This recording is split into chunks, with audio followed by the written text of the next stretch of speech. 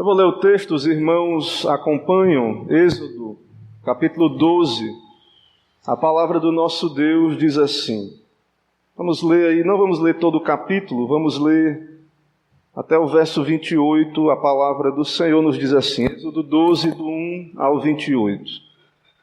Disse o Senhor a Moisés e a Arão, na terra do Egito, este mês vos será o principal dos meses, será o primeiro mês do ano. Falai a toda a congregação de Israel, dizendo, aos 10 deste mês, cada um tomará para si um cordeiro, segundo a casa dos pais, um cordeiro para cada família. Mas se a família for pequena para um cordeiro, então convidará ele o seu vizinho mais próximo, conforme o número das almas, conforme o que cada um puder comer. Por aí calculareis quantos bastem para o cordeiro. O cordeiro será sem defeito, o macho de 1 ano. Podereis tomar um cordeiro ou um cabrito, e o guardareis até ao 14º dia deste mês. E todo o ajuntamento da congregação de Israel o imolará no crepúsculo da tarde. Tomarão do sangue e o porão em ambas as ombreiras e na verga da porta, nas casas em que o comerem. Naquela noite comerão a carne assada no fogo, com pães asmos e ervas amargas a comerão. Não comereis do animal nada cru, nem cozido em água, porém assada ao fogo, a cabeça, as pernas e a fressura. Nada deixareis dele até pela manhã, o que porém ficar até pela tarde, queimá-lo-eis. Desta maneira o comereis, lombo cingido, sandália nos pés e cajado na mão. Comê-lo-eis à pressa, é a Páscoa do Senhor. Porque naquela noite passarei pela terra do Egito, e ferirei na terra do Egito todos os primogênitos, desde os homens até os animais. Executarei juízo sobre todos os deuses do Egito. Eu sou o Senhor. O sangue vos será por sinal nas casas em que estiverdes. Quando eu vir o sangue, passarei por vós, e não haverá entre vós praga destruidora. Quando eu ferir a terra do Egito, este dia vos será por memorial, e o celebrareis como solenidade ao Senhor nas vossas gerações. O celebrareis por estatuto perpétuo. 7 dias comereis pães asmos. Logo ao primeiro dia tirareis o fermento das vossas casas. Pois qualquer que comer coisa levedada, desde o primeiro dia até o 7º dia, essa pessoa será eliminada de Israel. Ao primeiro dia haverá para vós outros santa assembleia. Também ao 7º dia tereis santa assembleia. Nenhuma obra se fará nele, exceto o que diz respeito ao comer. Somente isso podereis fazer. Guardai, pois, a festa dos pães asmos, porque nesse mesmo dia tirei vossas hostes da terra do Egito. Portanto, guardareis este dia nas vossas gerações, por estatuto perpétuo. Desde o dia 14 do primeiro mês, à tarde, comereis pães asmos até a tarde do dia 21 do mesmo mês. Por 7 dias não se ache nenhum fermento nas vossas casas, porque qualquer que comer pão levedado será eliminado da congregação de Israel, tanto peregrino como natural da terra. Nenhuma coisa levedada comereis, em todas as vossas habitações comereis pães asmos. Chamou, pois, Moisés todos os anciãos de Israel e lhes disse, escolhei e tomai cordeiros, segundo as vossas famílias, e imolai a Páscoa. Tomai um molho de sopo, molhai-o no sangue que estiver na bacia, e marcai a verga da porta e suas ombreiras, com o sangue que estiver na bacia. Nenhum de vós saia da porta da sua casa até pela manhã, porque o Senhor passará para ferir os egípcios. Quando vir, porém, o sangue na verga da porta, em ambas as ombreiras, passará o Senhor aquela porta e não permitirá o destruidor que entre em vossas casas para vos ferir. Guardai, pois, isto por estatuto para vós outros e para vossos filhos para sempre, e uma vez dentro na terra que o Senhor vos dará, como tem dito, observai este rito. Quando vossos filhos vos perguntarem, que rito é este? Respondereis, é o sacrifício da Páscoa ao Senhor, que passou por cima das casas dos filhos de Israel no Egito, quando feriu os egípcios e livrou as nossas casas. Então o povo se inclinou e adorou, e foram os filhos de Israel e fizeram isso, como o Senhor ordenara a Moisés e a Arão, assim fizeram. Amém. Vamos orar, irmãos. Senhor, estamos aqui na Tua presença santa, Teu povo reunido para adoração. Louvado, exaltado seja o nome do Senhor. Abençoa, Pai, este momento em que aqui estamos diante do Senhor, unidos a Cristo pela fé. Alimenta, ó Pai, as nossas almas pela Tua palavra. Dá-nos o Teu Espírito, fala conosco. Que o nome do Senhor seja exaltado. Também nos dá clareza para entendermos a Tua palavra, aplica ao nosso coração e faz a obra, ó Pai, do Teu Espírito em nós. É o que pedimos, em nome de Jesus, oramos. Amém. Meus irmãos, no capítulo 11 nós temos o anúncio da 10ª praga, a morte dos primogênitos. Nesse capítulo, então, no capítulo 12, nós temos a instituição da celebração da Páscoa do Senhor, que é uma das festas de Israel. É um dia memorial, um dia memorável, onde Deus libertou o seu povo da terra do Egito. E então Deus estabeleceu um rito que deveria ser lembrado e festejado, um dia de salvação, um dia de libertação, um dia em que Deus entrou em aliança com o seu povo. Então essa festa Deus estabeleceu, foi celebrada no Egito e se tornou um memorial para o povo de Deus. Então, o que significa então a Páscoa, esta Páscoa? De fato, lendo o texto, para nós é muito claro que a Páscoa é uma libertação. Deus passou por alto as casas dos hebreus por causa do sangue do Cordeiro. O sangue do Cordeiro, então aquele cordeirinho de 1 ano, que estava ali vivendo na casa com o povo, ele era imolado, e o seu sangue aspergido nos umbrais das portas. Irmãos, a sociedade, ela busca esvaziar o significado da Páscoa. Então, esse significado bíblico, como originalmente foi instituído, a sociedade quer esvaziar. A sociedade só quer se apegar à ideia mais geral, o simbolismo. Isso quando lembram de algum simbolismo, porque cada vez mais o esvaziamento do significado é maior. E então nós vemos que as pessoas ignoram o que é a Páscoa, qual a sua origem, onde ela está estabelecida nas Escrituras.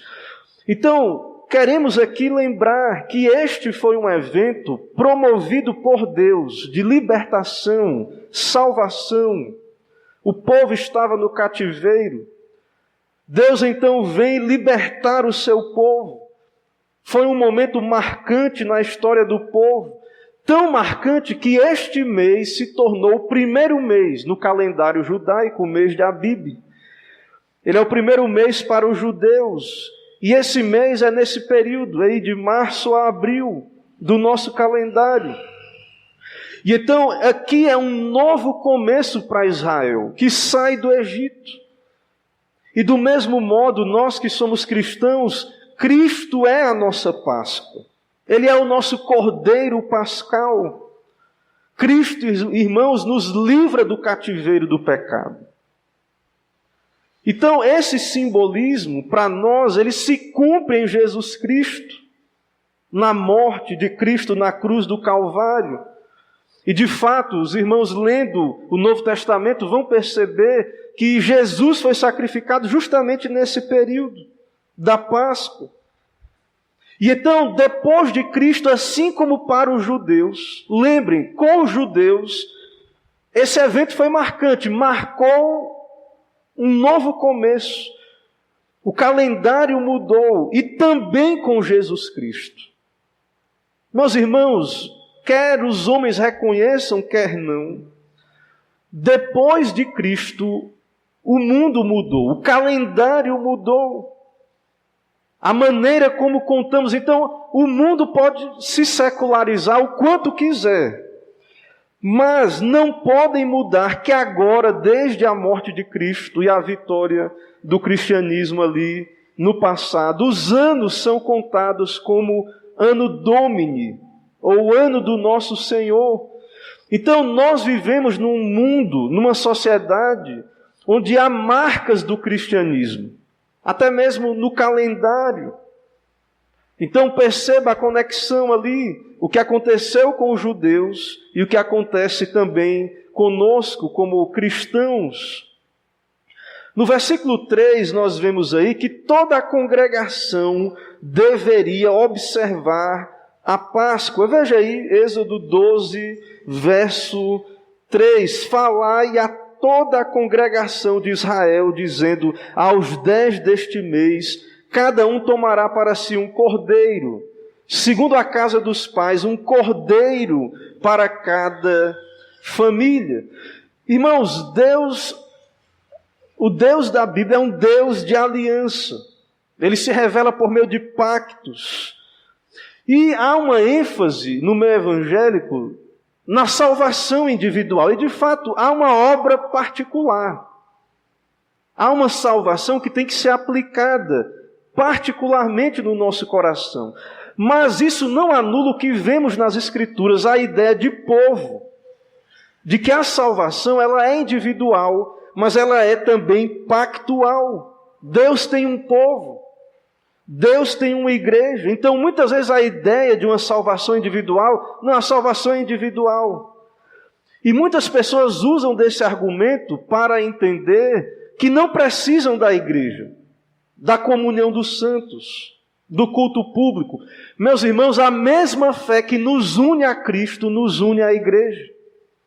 Nós somos um em Cristo Jesus. Deus fala ao povo da aliança ali no Antigo Testamento, falai a toda a congregação. Deus tirou um povo do Egito. Claro que um povo é constituído de indivíduos, é claro que é. É claro que dentro desse povo há indivíduos eleitos, mas que formam um povo. Então, a salvação, o pacto, a igreja visível, a igreja invisível também, da mesma maneira, nos mostra isso, que Deus tem um povo que Ele chama para si mesmo, para adoração, para o culto. Então, nós devemos entender isso, que desde o Antigo Testamento havia o contexto de assembleia, de povo reunido, de igreja visível. Israel, o povo da aliança, era a igreja do Antigo Testamento. Era o povo da aliança, era o povo do pacto. Então Deus fala a indivíduos, fala. Mas Deus fala à sua igreja também. Deus fala a nós, irmãos, corporativamente. Muita gente vai à Bíblia e só lê a Bíblia. Deus fala comigo, é verdade. Nós devemos ler a Bíblia na expectativa de que Deus fale comigo individualmente. Mas nós devemos ler a Bíblia também entendendo que Deus fala com o seu povo, reunido, corporativo. Várias cartas do Novo Testamento é a igreja, não é a indivíduos. Algumas cartas eram para indivíduos.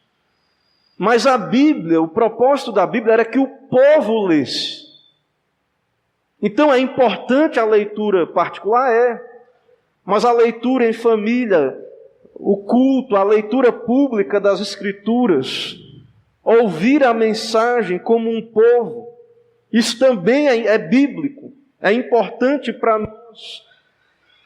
Então, esse rito, essa festa é para o povo. E não dava para ser celebrada sozinho, isolado. Nós vamos ver aqui que o rito da Páscoa era para ser celebrado em família. Veja o verso 4.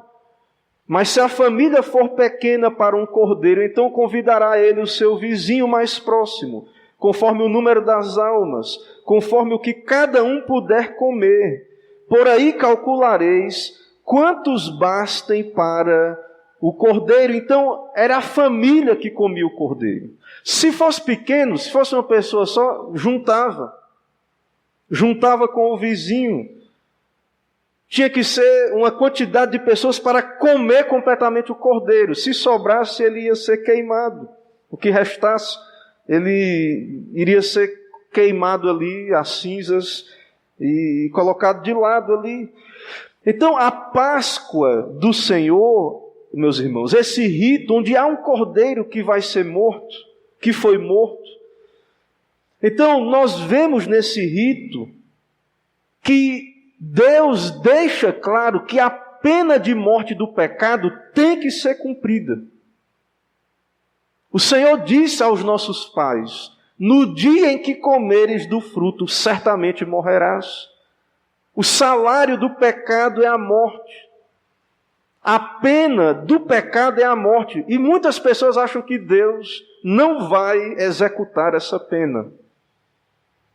Muitas pessoas acham que Deus não vai executar.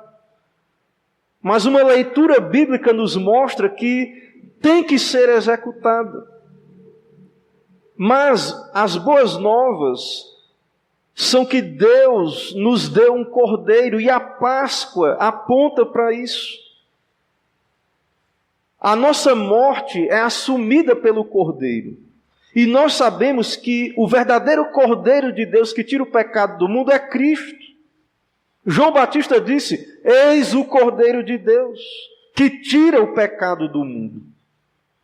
Então não é aquele animal, não é aquele cordeirinho tenro que ficava ali até 1 ano sendo criado, aquele belo animal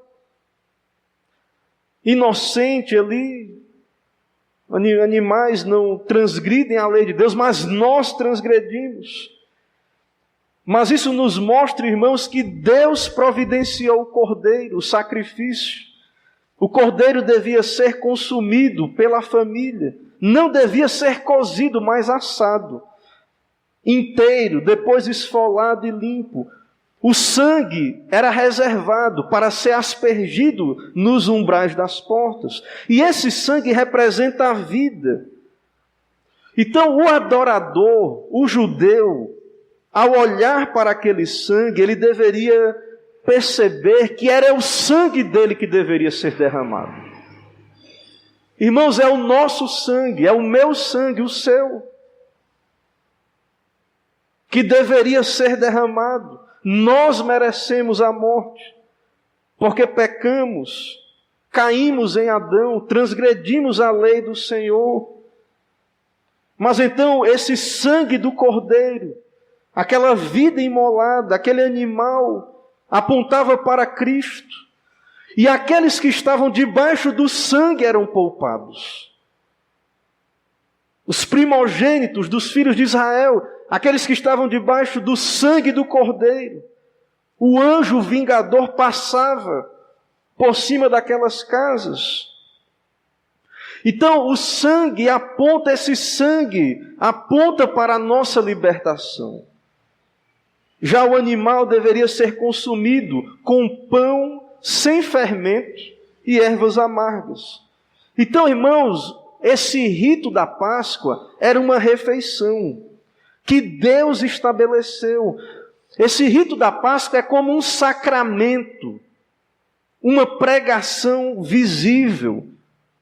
Ao observar ali aquele rito, o adorador deveria, pela fé, olhar para além daquele rito, para Cristo. O Espírito Santo, então, apontava por meio daquele sacrifício, daquele rito, para o Messias, para o Salvador, para o mediador, que é o nosso sacerdote, mas é também a nossa oferta.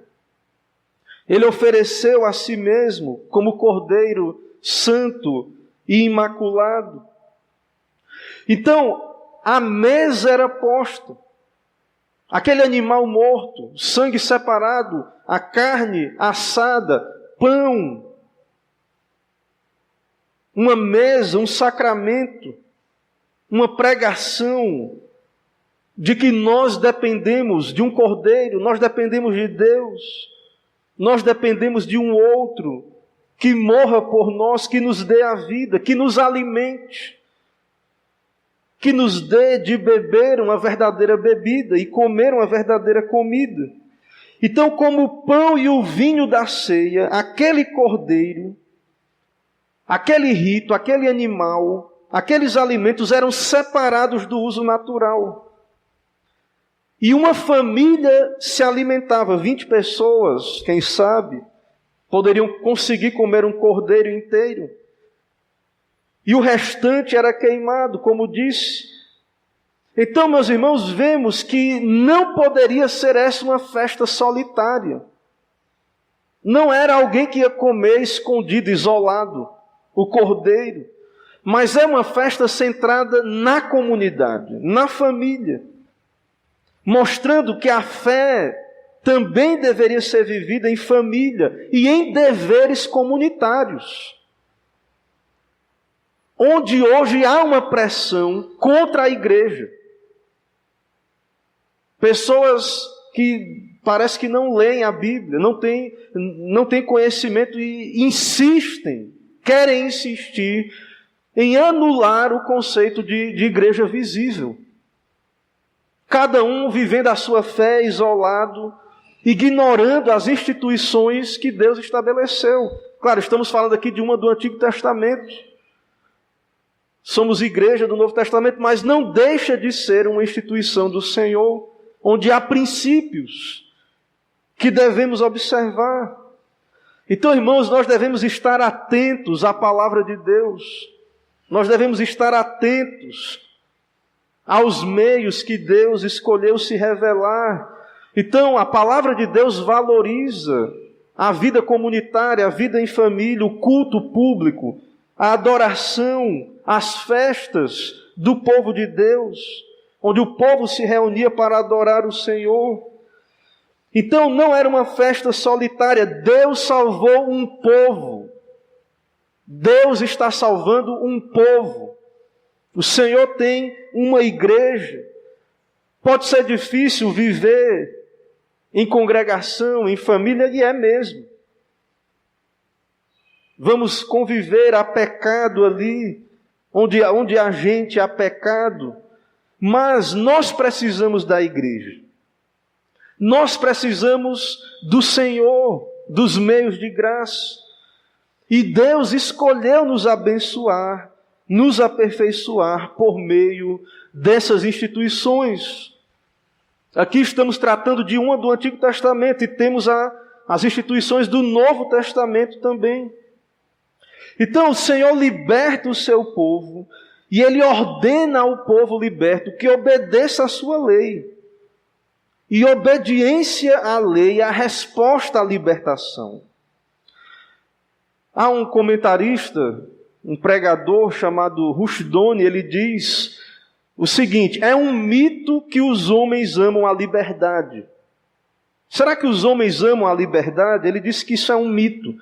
O homem caído busca segurança e não liberdade.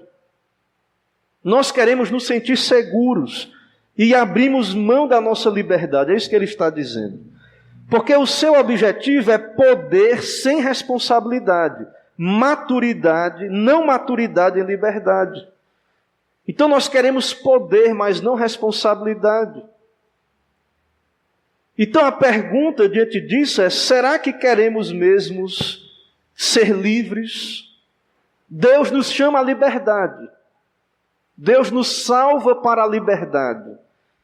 Mas, irmãos, muitas vezes nós queremos não a liberdade, mas queremos a segurança. E, na verdade, essa é a postura que Rushdoni diz do escravo, que valoriza a segurança e não a liberdade. Mas Deus libertou o seu povo, e Deus nos liberta para o adorar, segundo a sua palavra, segundo ele instituiu as suas instituições. A Páscoa, no caso, vemos aí no verso 11, ela era para ser comida com lombos cingidos, as roupas eram folgadas, eles tinham que usar cintos para não tropeçar, lombos cingidos, aqui a parte da cintura, com cintos. Então, para que não se pegasse ao corpo. Também aquelas roupas eram grandes porque protegiam do sol de dia e do frio à noite. Mas eles iam sair fugidos, como que fugidos da terra do Egito. A ideia de pressa, sairiam apressados. Então eles teriam que estar prontos para correr, para agir. Então a ideia é que Israel deveria estar preparado para a partida. Nós sabemos que Israel não saiu de imediato após a Páscoa, mas eles deveriam estar preparados. Deus, irmãos, está chamando o seu povo à liberdade, do cativeiro, da escravidão, e o povo deveria estar de prontidão, pronto para sair desse cativeiro. Então a Páscoa, ela marca essa vitória. O povo é livre, é liberto do cativeiro.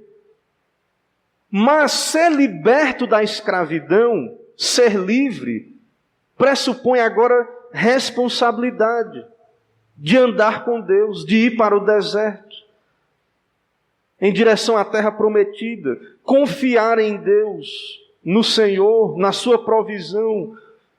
Então, essa liberdade não quer dizer agora que tudo vai ser fácil.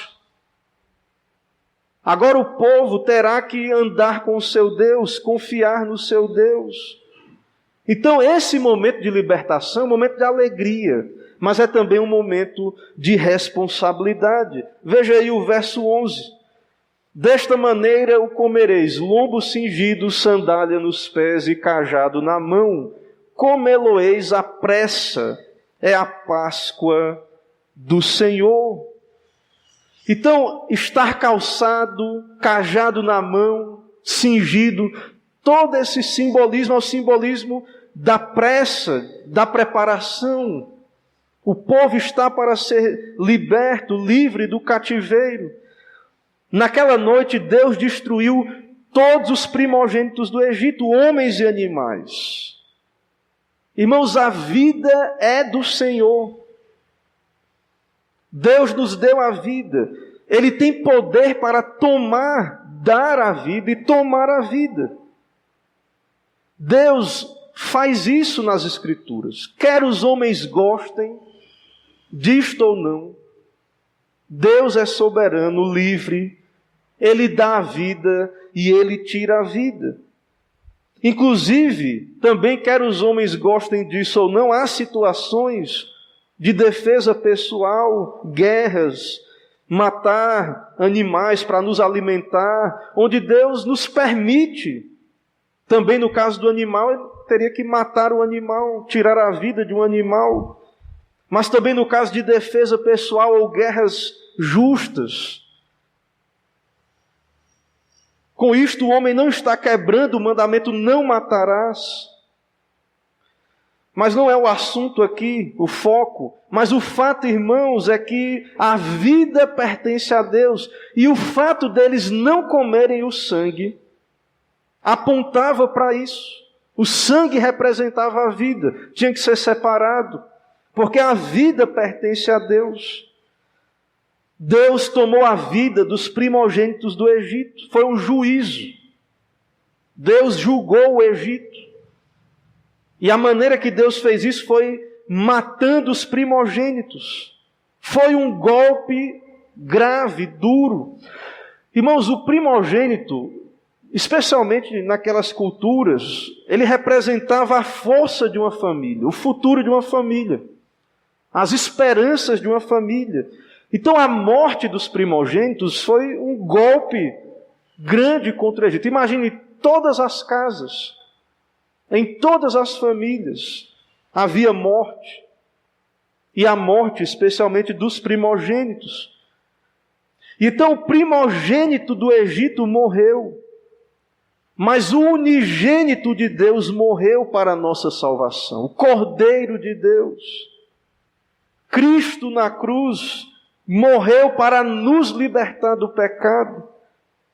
Ele sofreu a nossa morte, o nosso inferno, na cruz do Calvário. Então o sangue derramado daquele Cordeiro pascal e o sangue de Cristo, aquele sangue apontava para o sangue de Cristo, aquele sangue era um sinal. Então o povo deveria olhar para o sangue. Olhar para o sangue. E nós devemos olhar para a cruz de Cristo, para o sangue de Cristo. É aquele sangue, é este sangue que nos lava, que nos purifica do pecado. Meus irmãos, nós precisamos de sangue. Não há sangue mais no nosso culto, porque Cristo já derramou o seu sangue na cruz. Mas nós precisamos de sangue. O sangue do Cordeiro. Ele derramou no Calvário em nosso lugar. Está consumado. Nós precisamos ir a Ele pela fé. Comer da sua carne. Beber do seu sangue. Então o povo deveria olhar para os umbrais e perceber que precisava de sangue. E nós também precisamos do sangue do Cordeiro. Precisamos de um mediador. Precisamos de sacrifício. E Deus providenciou o Cordeiro. Porque, irmãos, a pena de morte contra o pecado será cumprida. A alma que pecar, esta morrerá. Lá em Ezequiel está escrito, nas Escrituras, há esse princípio. O salário do pecado é a morte. Então, as boas novas, o Evangelho, é que Deus nos deu um Cordeiro. Deus providenciou o sacrifício, o sangue. Não somos salvos pelo nosso sacrifício, mas pelo sangue de outro, sangue do Cordeiro, do mediador. Verso 15, veja aí o verso 15. 7 dias comereis pães asmos, logo ao primeiro dia tirareis o fermento das vossas casas, pois qualquer que comer coisa levedada, desde o primeiro dia até o 7º dia, essa pessoa será eliminada de Israel.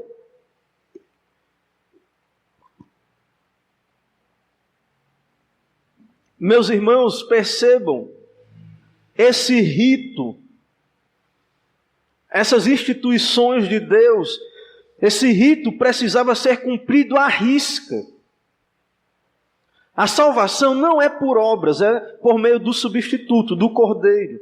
Mas percebam que esse culto do Antigo Testamento, essa festa em Israel, esse rito estabelecido por Deus, deveria ser cumprido à risca. Deus não deveria ser adorado de modo relaxado, de qualquer jeito. Não é do jeito que eu quero. Perceba que Deus está dizendo aí no verso 15, que eles deveriam tirar o fermento das suas casas e comer 7 dias. A pessoa que não tirasse o fermento de sua casa, essa pessoa seria eliminada de Israel. Transgrediu a aliança, pecou contra o Senhor. Então nós vemos que esse rito era repetido anualmente, deveria ser um memorial, sangue era derramado. Sangue que aponta para Cristo, sangue que liberta da morte, que vivifica, que nos dá vida. Então foi por este sangue, o sangue de Cristo, que temos vida. Cristo, irmãos, é a nossa Páscoa. No Novo Testamento, em 1 Coríntios, capítulo 5, versos 7 a 8, o apóstolo Paulo, ele nos diz o seguinte: lançai fora o velho fermento. Lançai fora, para que sejais nova massa. Está dizendo que nós somos essa massa. Lançai o velho fermento. para que sejais nova massa, como sois de fato, sem fermento. Porque Cristo, o nosso Cordeiro Pascal, foi imolado. Cristo é o nosso Cordeiro Pascal, Ele foi imolado. Por isso celebremos a festa não com o velho fermento, nem com o fermento da maldade e da malícia, e sim com os asmos da sinceridade e da verdade, nos dando a entender que o pecado é esse fermento. Então, ele diz aí que celebremos a festa não com o velho fermento, e nem com o fermento da malícia e da maldade. Meus irmãos, então Deus deu culto a Israel, festas a Israel, entre elas a Páscoa. E esse princípio nós podemos trazer para o Novo Testamento. O dia do Senhor é o dia que celebramos a ressurreição de Cristo. Todos os domingos, irmãos, são dias do Senhor. Todos os domingos são dias em que celebramos a ressurreição de Cristo. E são dias de festa.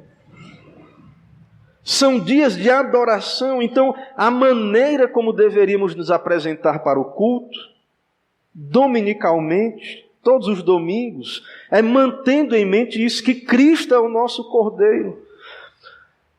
Nós, cristãos, temos a ceia. Muitas vezes nos preparamos também de modo especial para a ceia do Senhor. Mas o fato, irmãos, é que hoje, no Novo Testamento, nós devemos lembrar disso. Não mais como os judeus que celebravam no Shabat a criação, nós celebramos a ressurreição. Todo domingo devemos celebrar a ressurreição de Cristo. Ele morreu, Ele ressuscitou, Ele vive, Ele reina, Ele está à destra de Deus. A morte não tem mais poder de nos destruir, não tem mais domínio, não terá mais domínio sobre nós. Cristo nos libertou, nos salvou.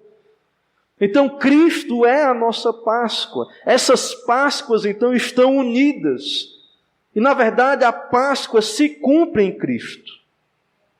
Todo aquele simbolismo se cumpre em Jesus. E hoje, no Novo Testamento, nós somos o povo liberto para o culto, para a adoração. Lembra que Deus tira o povo do Egito e disse que o povo deveria cultuá-lo no deserto. E hoje, irmãos, esse povo somos nós. Então, a maneira como devemos vir à igreja é com corações alegres. Fomos livres, fomos libertos. Merecíamos a morte, o inferno. O Senhor nos salvou. E então agora podemos livremente nos apresentar diante de Deus, adorá-lo, agradecer, bendizer o seu nome. Quem crer em mim, Jesus disse, tem a vida eterna, eu sou o pão da vida. Ele é o pão da vida. Se alguém comer deste pão, viverá eternamente. Que pão é esse, irmãos? Ele diz que esse pão que ele deu pela vida do mundo é a minha carne. O pão que Cristo deu é a sua carne. A sua vida santa, o seu corpo moído, dilacerado na cruz. E na ceia ele disse, isto é o meu corpo. Não é o pão meramente, é um símbolo, mas a sua carne, a sua vida dada em nosso lugar. Jesus disse também, se não comerdes a carne do Filho do Homem e não beberdes o seu sangue, não tendes vida em vós mesmos.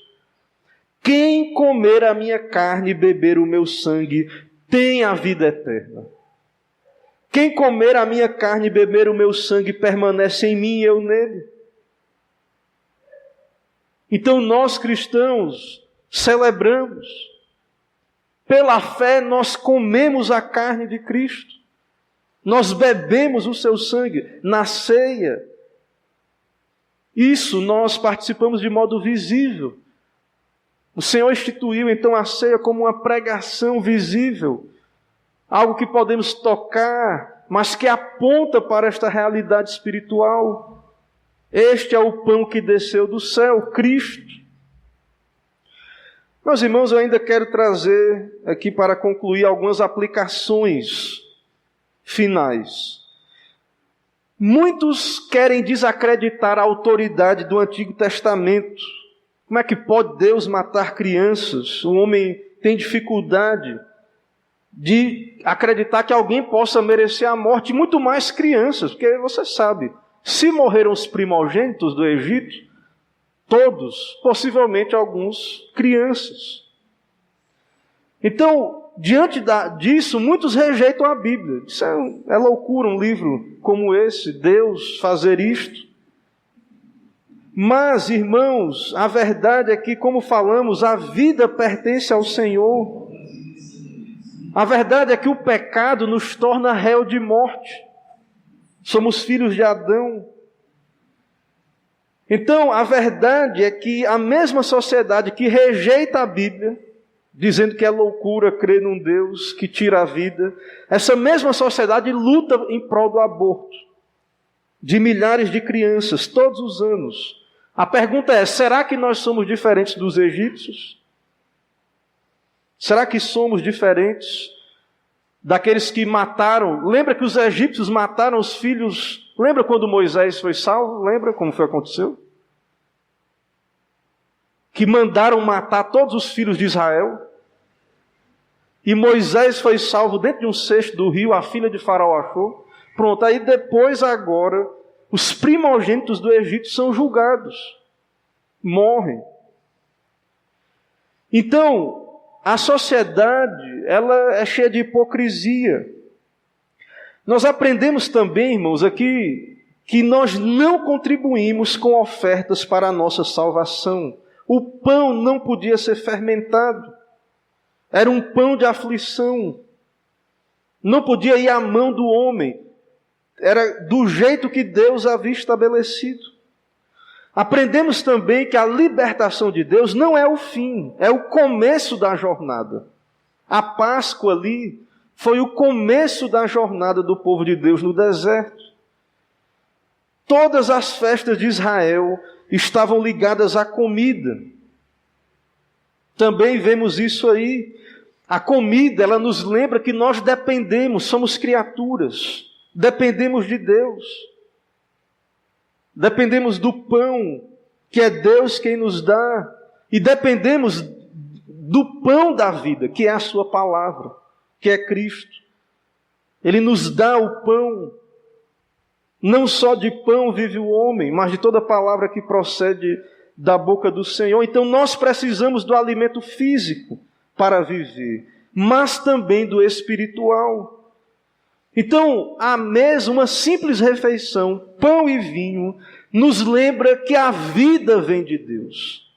A salvação vem de Deus. Ele nos deu a vida, Ele nos sustenta. Ele nos dá a viver nessa terra, o tempo que Ele permitir. E Ele nos dá a salvação em Cristo Jesus. Tudo isto, irmãos, é dom de Deus. É presente de Deus para nós, pecadores indignos, não merecemos.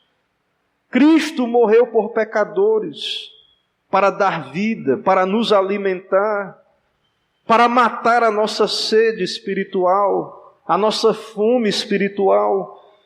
Então, irmãos, esta é a Páscoa do Senhor, e nós como cristãos, especialmente em Cristo, temos o pleno significado da Páscoa.